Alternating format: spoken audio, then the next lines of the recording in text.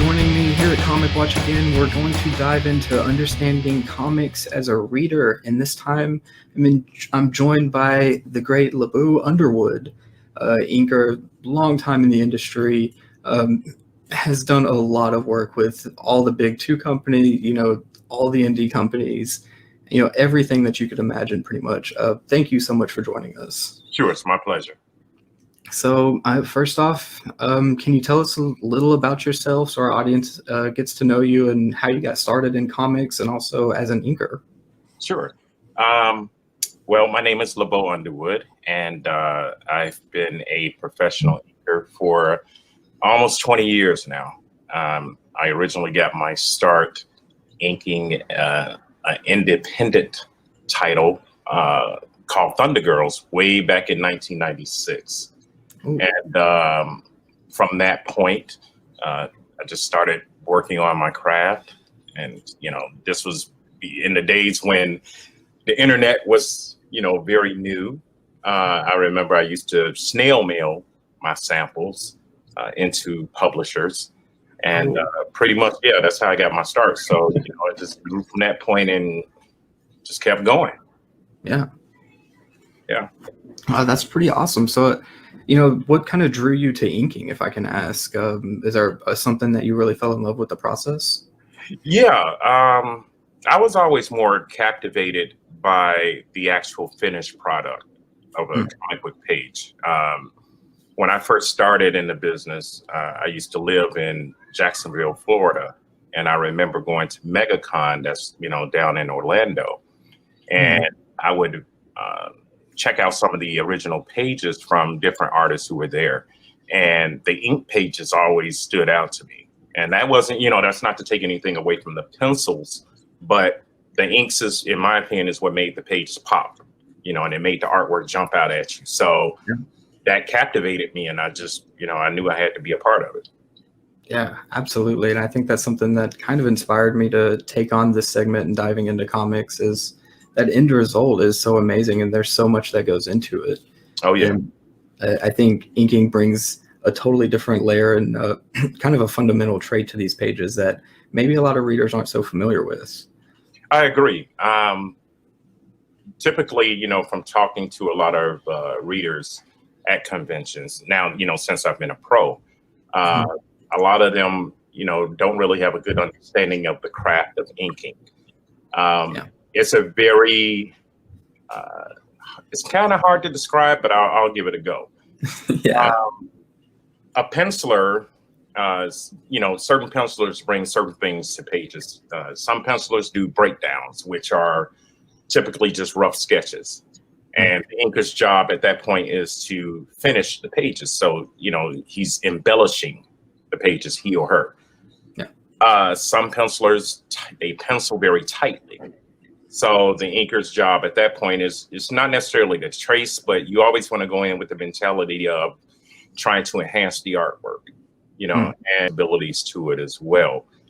You have to know what you're doing as an inker, because there are some inkers who can ruin a good page of pencils, and there are some pencilers who, I'm speaking more of the amateur pencilers. If they have a really good inker with them, he or she can make those pages shine, So inker is an artist in his or her own right as well. Yeah, absolutely. I think that's something that I really want to draw a lot of attention to and kind of bring some awareness to, in that a lot of these artists, what you see is often attributed to one name or something like that, but the different elements and different contributions that go into the end product is something that I think inkers have a lot of influence in. Oh, yeah. Because they can determine the final look of, the final artwork. Now, mind you, the colorist plays a part in that as well, because, the colorist can help set the tone of the page. But if we're strictly speaking of black and white artwork, the inker can bring so many different things regarding their feathering, regarding their use of texture and tones and dry brush techniques. There's a lot that an inker can bring to a page. And I think it is important that comic fans understand that, and they understand how vital it is to the actual production of comic book art. Yeah, absolutely. I couldn't agree more.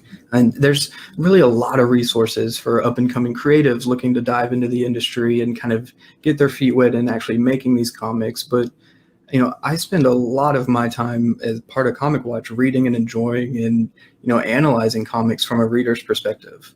So I kind of wanted to talk about the role of inking in comics, as a reader for what you see on the shelf and how it shapes the artwork that we see. Sure. Typically, a comic fan is first drawn to a title based upon the cover.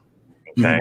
So, not often, but sometimes the cover is done by an entirely different artist. Okay.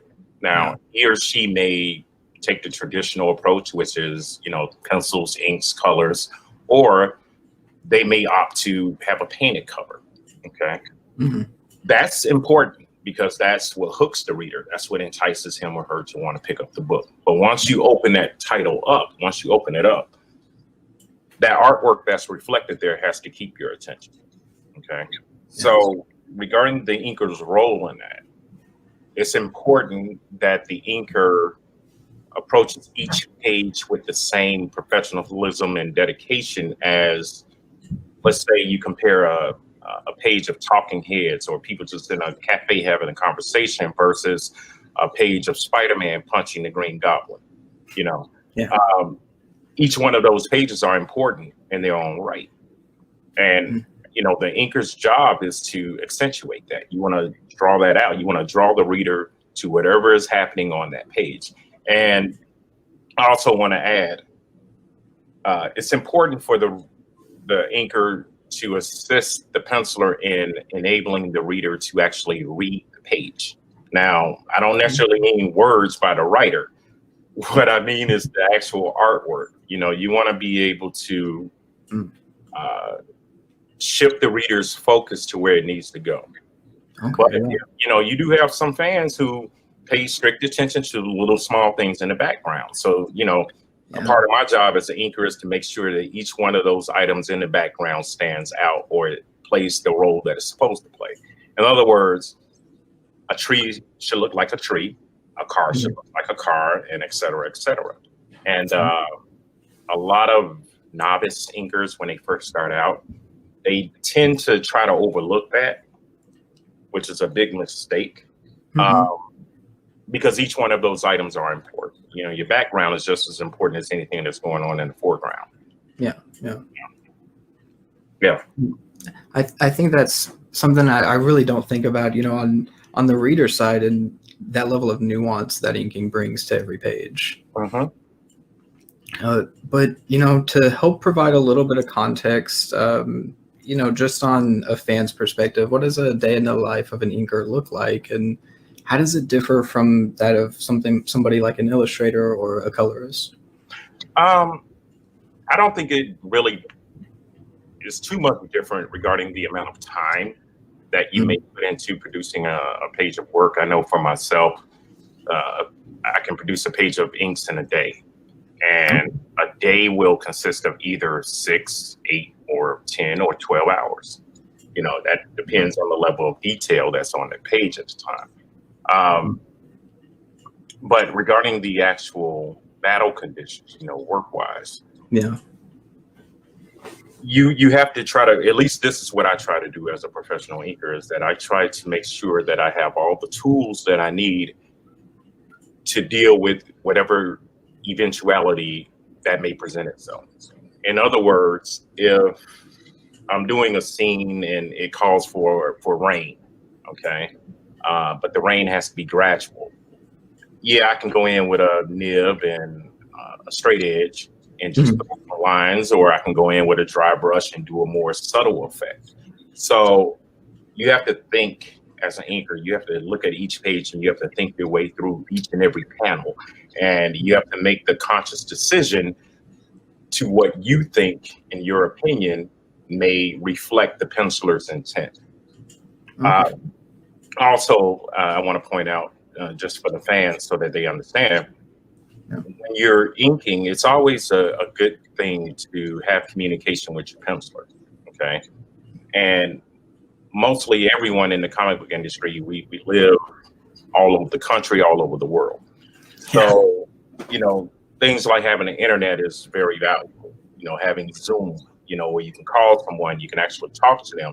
So when you speak to a penciler, you want to ask him or her, hey, what are you trying to convey in this particular panel? And I think, in my professional opinion, that's very valuable, because you always want to play your part as far as, in the team is concerned. And it is a team effort. Everyone has a role that they have to play, and each role is valuable. So that's something, that I try to do in my work, whatever project I'm working on. And regarding time, I drink a lot of coffee. I drink a lot of espresso. So, I bet. yeah, so I'm up. I'm up, and I'm just going. And there's been times when I look up at the window and I'm like, wow, the sun is coming up.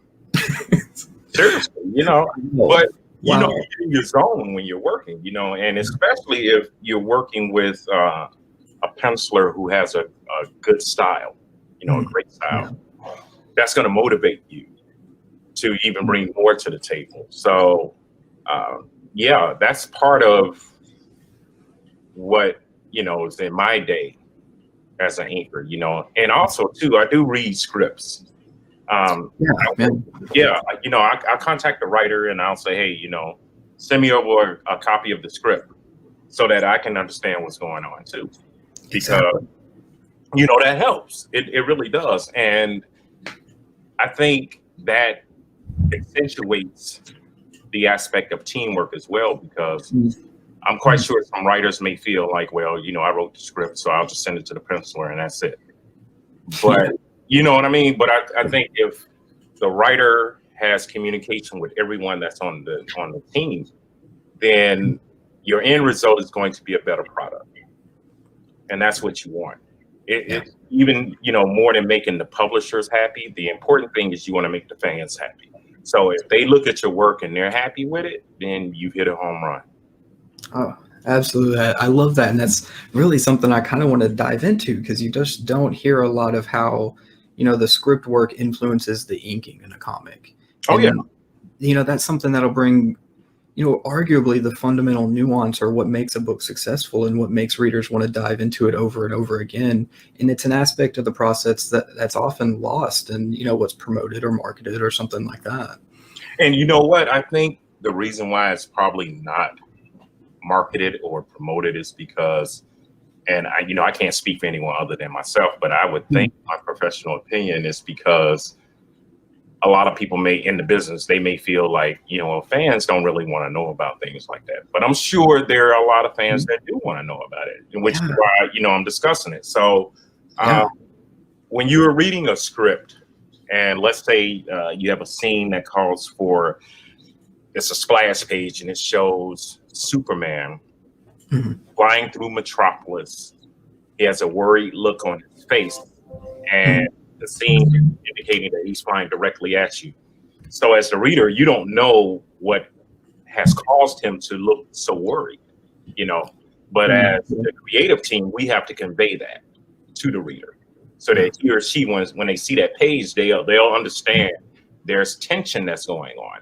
Well, that starts from the writer. So it's my job, the penciler's job, and the colorist's job from that point is to interpret the writer's words into the best visual interpretation of that we can come up with. Yeah, absolutely. And I think that's why it's so important when, in our reviews and something like that, we mention the creative team, because it is such a team atmosphere, and the result is always a product of that, dynamic. And I love that you kind of get a little bit into the conversation that happens behind the scenes, because as a fan, that can often make the difference on whether I buy the book or not, if it's clicking like that. Oh, of course. And, I think if you're a longtime comic book fan, you can actually sense that, I'll tell you what I'm thinking of. I'm thinking of older issues of the X-Men that was done by Chris Claremont, John Byrne, and Terry Austin. Okay. So if you think back to those stories, John Byrne and Terry Austin conveyed Chris Claremont's script so well that you can actually read the actual script and visualize what they put down on the page yourself. Yep. You know what I mean? So that's how you know you're firing on all cylinders. You know you're doing your job at that point. Absolutely. The Claremont era is, as it's known, is really a result of, that whole creative team being able to interpret, what was written in the story that was happening. And you know what? If I can add this, we're seeing that now in modern times, in our current day. And what I'm thinking of is Batman by Scott Snyder, Greg Capullo, and Jonathan Glapion. You see that in their work that they've produced. And I want to add this. Jonathan actually served as one of my mentors. Oh, okay. When I first started getting into the business, and I remember actually visiting him and actually seeing the actual artwork. Wow. That he was producing. So that's how I started learning this particular aspect of the craft, because of him, and since I've grown in the business, I've grown to further appreciate that. So it is valuable. Yeah, absolutely. And I mean, that run is iconic now, and they're doing really great things with it. But if I can get a little bit more into, your history with comics and, how you learned the craft yourself, what are some of your most influential inspirations? Oh, wow. A big question. Don Perlin. Oh. Yeah, I know you know that name. Oh, yeah. He actually was one of the co-creators of Moon Knight for Marvel. He actually served as my chief mentor when I first got into business. And I was very fortunate. He was teaching a class in Florida that I signed up for. And he saw how dedicated I was to learning. So he took me under his wing. And he's primarily known as a penciler, but to his credit, he also served as the art director for Marvel and Valiant Comics. Okay. So he started teaching me how to ink with a brush and a nib. Okay. And I just grew from that point. And I hit up conventions whenever I could. I spoke to many professionals in the business, Neil Adams, John Byrne, several others. Wow. Okay. And, my work was rough in the beginning. And the critiques that I received at the time were not gentle, Really? No, they wasn't. But I took that knowledge home and I worked on it, and I kept working on it. And I kept sending in stuff to Marvel and DC. Okay. And I'll just tell you this real short story. This is funny. Yeah. One year I got an email from Bob Schreck, who was a group editor at DC at the time when they were located in New York. Okay. And he asked me if I had some time available. And I said, yeah, I have some time. He said, well, if you're in the area, I'd like for you to come up so I can look at your work. Okay. All right. So I flew to New York. That's a big trip. Same day. Okay. So I don't know if you've ever been in New York, but New York is a huge city. And I'm saying this as a Chicago resident. Okay. I'm out in East Texas. And DC yeah, they were located on the opposite ends of town, but I made my way to both of them. And I'll never forget when I was in Bob Schreck's office and he was looking through my portfolio and he told me straight up, he said, you have a lot of talent, but you're not ready. Oh. But I did not allow that to deter me because I was determined, to work for them. So I took his instruction and I used it. And from there, I started getting the assignments. Wow. And my work it grew from that point. And, it's something that I don't take for granted. I never take that for granted that I've worked for these publishers, but I always try to remain humble about it and keep in mind that there was a lot of time and effort that I put into developing my craft to work for them. And I guess I'll close this portion of it out with this. Bob Schreck, he gave me a very, very good piece of advice that I use to this day. He told me, he said, we only hire the best. We don't hire the worst. He says, so your work has to look as good or better than the people we already have working for us. And that resonated with me. Yeah, that really motivated me because it makes sense, It does. Yeah. And I was determined. I said, hey, I want to see my name on their books. I want to walk in a comic book shop and I want to see my name on that book. Yeah. And I worked for it and I did it. Oh, that's incredible. Yeah, the bar is set high, and I think it does make sense. Like you said, that's what it takes to get into it. Oh yeah.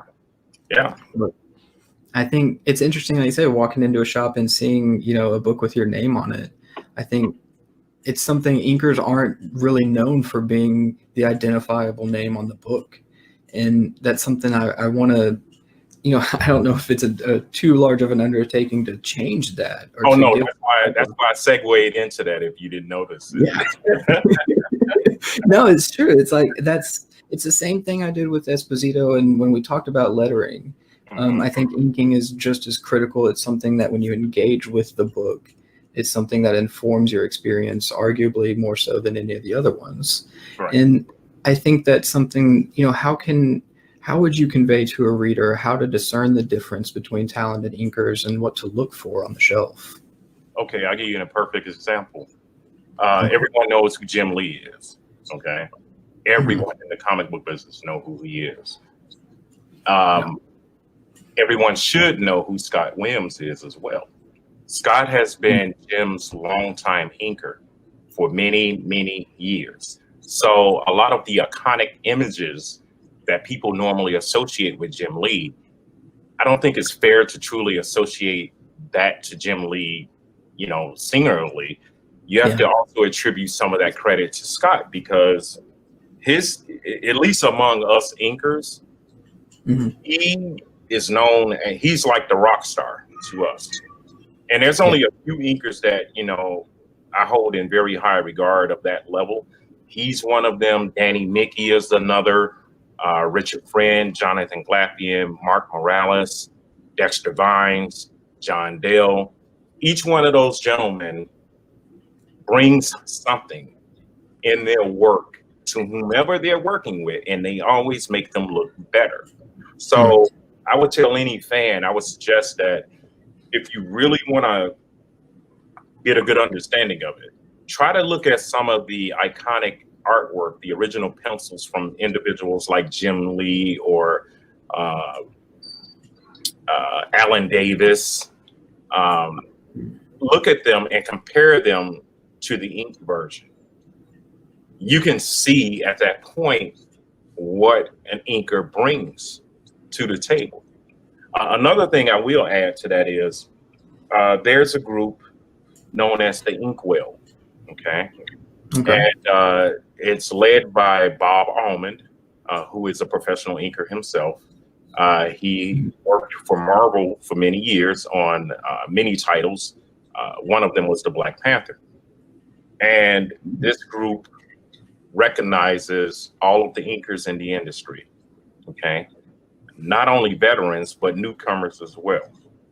And I commend them for their effort to do that, because as you said, a lot of people are not familiar with the craft of inking, and they don't really realize how vital it is to the book that they're buying, So yeah, I would recommend any fan, look them up on the internet and you can see, what inkers bring to the finished product. That original artwork that, a fan may buy at a convention to hang up in their house, that artwork was inked. And yeah, I'm not saying the pencils were not impressive, but they did not look as good without the inks. Yep. And I think that's the truth. Yeah. Yeah. And I think Jim Lee's such a great example because, it's iconic. Everybody knows the Jim Lee image, the Batman covers. Hush, he's done a lot of stuff that people recognize, but right. Behind the scenes of that, you just don't get the appreciation for the inking that helped to shape it and what Williams brought to it, And I think that's something that it's hard for a reader, coming from my perspective or any fan's perspective that's coming and approaching this artwork and trying to engage with it in a meaningful way, what to look for. And that's something that, they recognize the name, they see the awesome artwork of Jim Lee, and, that association's made.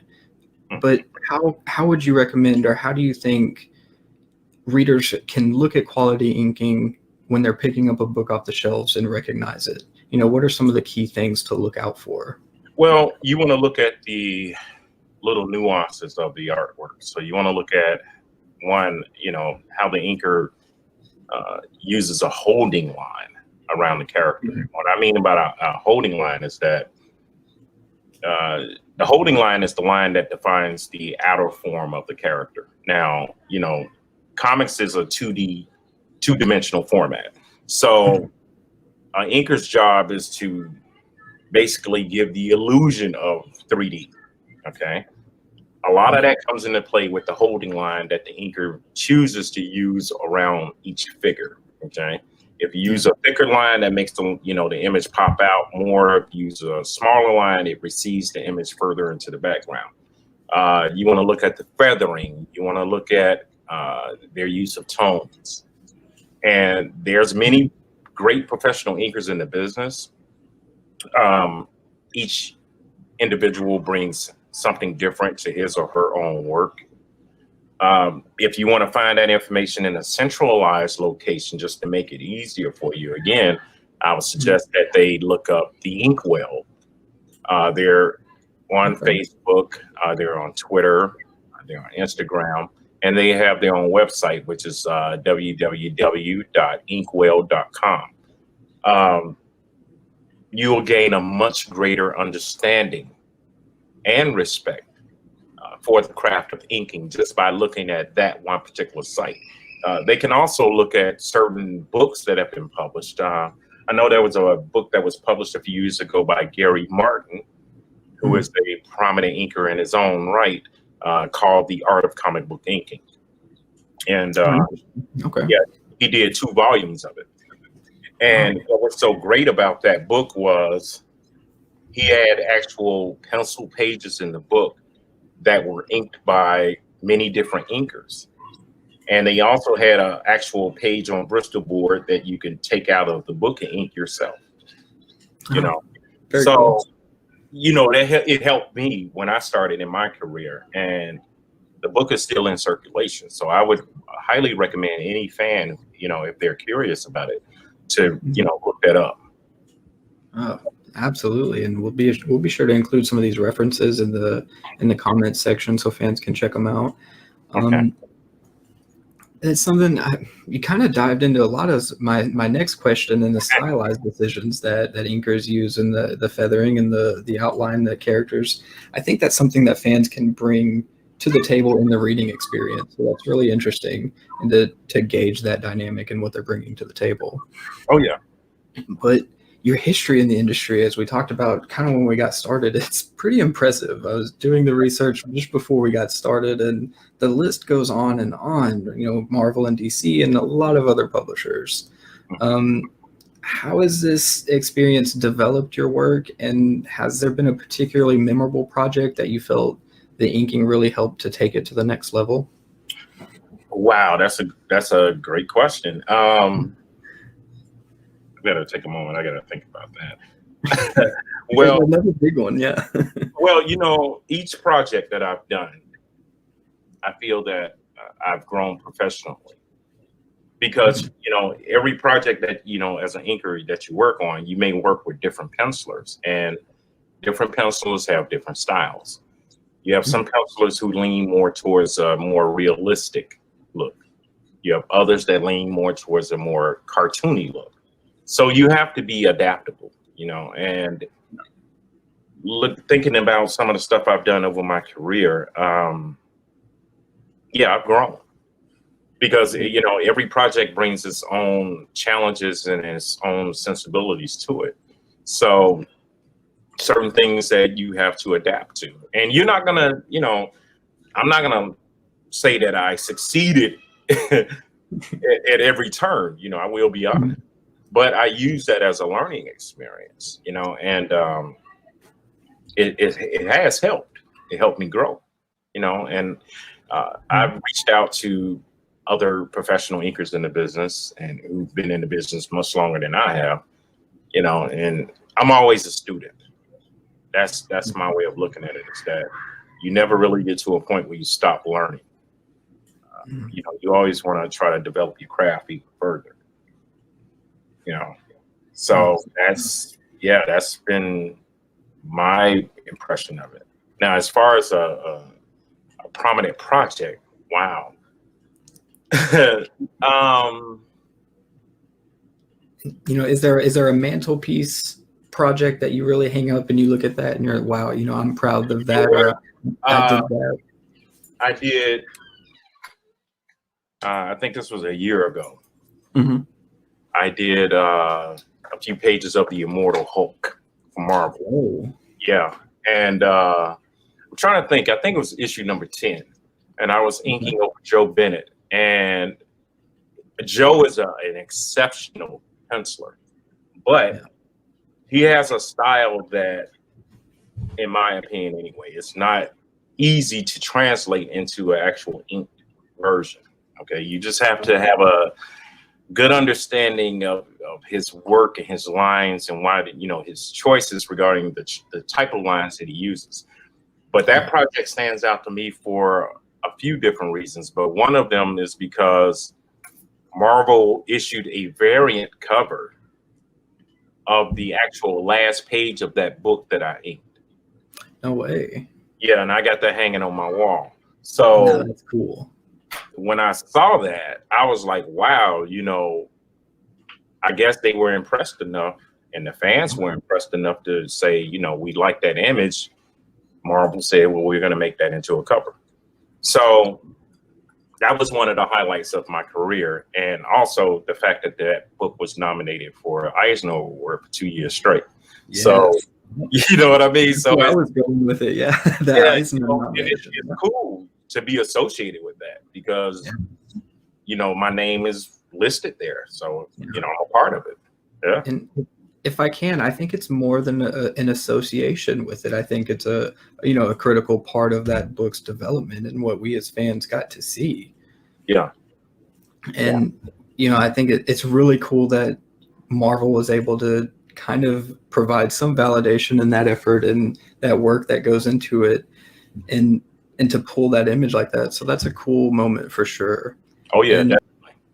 It leads me into a bit of my next question. I chatted with Taylor Esposito a little bit about industry practices and crediting creators for their work, because we've seen it trend a little bit more so recently, and you kind of only see the writer and the illustrator, the last names of theirs, being credited on the book. And I know this isn't something that's in your control or anything of that matter, but I wanted to see if you could give any type of opinion or insight on, why this practice came to be on excluding inkers and letterers and sometimes colorists even, and, how we could possibly hope to change it in the future. Well, that's a very good question. It's a very valid question. It's a question that I personally have asked myself for many years. Regarding changing it, I think that primarily lies with the fans. I always try to tell fans, you vote with your dollars, and every member of the team deserves recognition for his or her work. because as we've been saying, every component of the team brings something vital to the actual finished product. So I think it's only fair that those individuals should have their names on the cover of the book, And for my part in it as an inker, I always do try to educate people about my job and what I do, and what I bring to it, because it is important. You do have some books, some titles that are produced that are shot strictly from pencils. Those are not common. The penciler typically has to have a huge fan following in order to do that and to have the title be successful. So that's not something that you're going to see often. In any other case, it is vital that every member of that creative team's name needs to be on that cover. Yeah. Because it is a team effort, and I know there's a trend in comics right now that writers are getting a lot of attention, and it seems like the attention is being taken away from the artists. And when I say artists, I mean specifically the pencilers. They tend to forget that if that book is inked, if it's, the letterer or the colorist, these people play a part in it as well.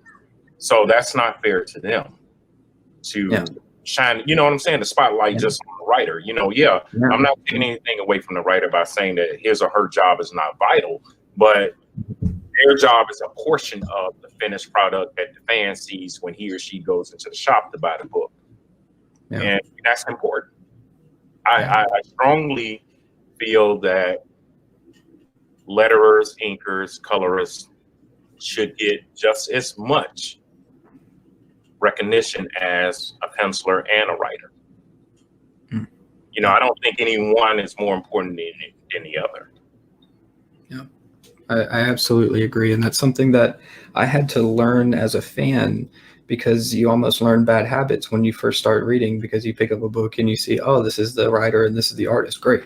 And that's the way it's presented. And you miss out on, the actual result of this book and what went into it. And trying to change that practice from a reading perspective and understanding the creative team that needs to be credited on it, I think would eventually lead to better work and able to, allow fans to decide and see how these books are clicking and what's making them work.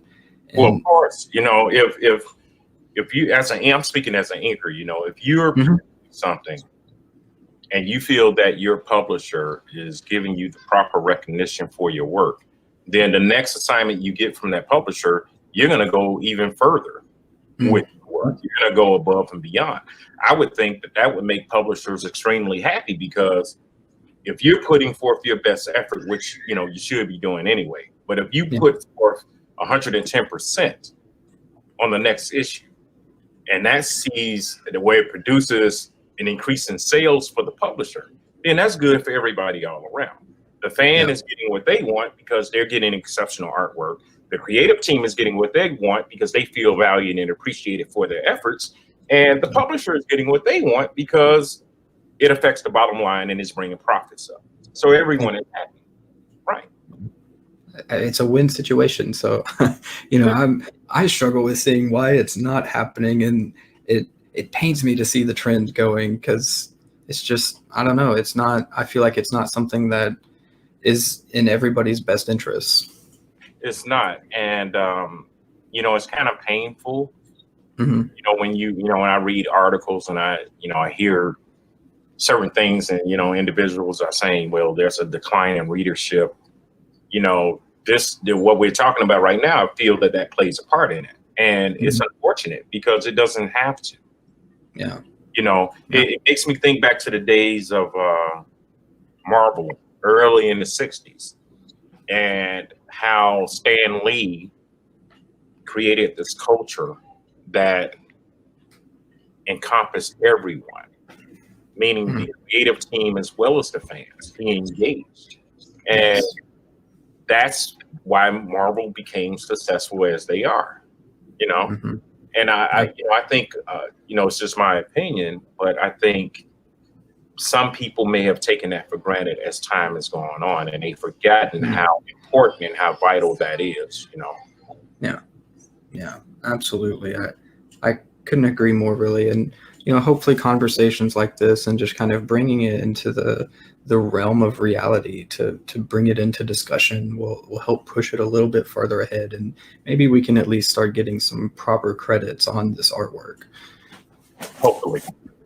But I've kept you for almost an hour here. Thank you so much again for joining us. But to wrap up, I know there's a lot of great inkers in the industry right now, and I know you have work coming out. So I wanted to see if maybe you could give some suggestions on who do you think are the hot inkers right now in the industry, and what are some exciting projects that you have going on?